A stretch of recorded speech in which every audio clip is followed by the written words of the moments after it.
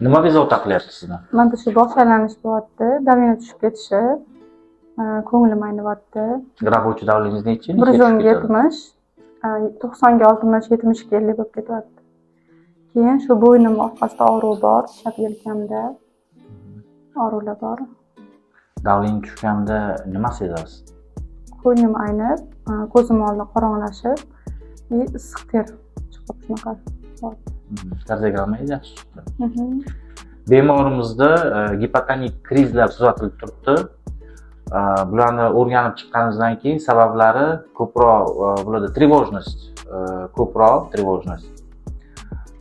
Uyqu oxirgi paytlar yaxshi bo'lmagan, havo issiq, bo'yinda demak umurtqa arteriyada qon aylanish sustroq, sindrom poзвоночных arteriy.